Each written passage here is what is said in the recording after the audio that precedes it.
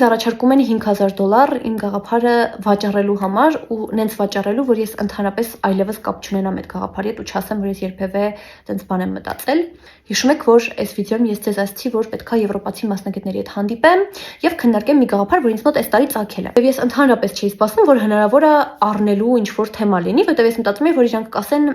քեզ այսքան գումար է պետք սկզբի համար, մենք կարանք, չգիտեմ, ներդրում կատարենք կամ ինչ-որ ձևով օգնենք մասնագետներ եւ չգիտեմ ամեն ինչ, բայց ոչ առնել։ Ես իրանց ամեն ինչ պատմում եմ, ասում սենց մտածել եմ, էս սենց պետքա լինի, այս մասը սենց եմ պատկերացնում եւ այլն, ու իրանք վերջում երկու տղա են, մի կին, վերջում ասում են $5000, ու ես մտածում եմ, որ իրանք նկատի ունեն, որ մինիմում ինձ այդքան է պետք այս գաղափարին հիմք դնելու համար։ Ես այդ պահին չունեի $5000 բնականաբար, որ սկսեի, մտածի, օքեյ, երևի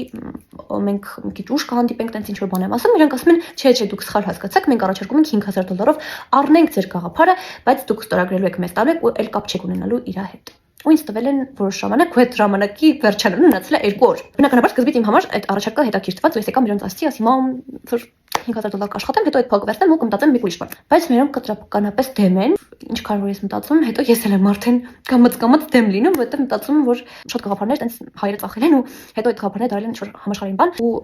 հետո ինձ թվում է այդ մարդիկ փոշմանել են։ Լաց գալիս է, որ մտածում եմ 2 օր մնացել որոշելու։ Ինչ անեմ։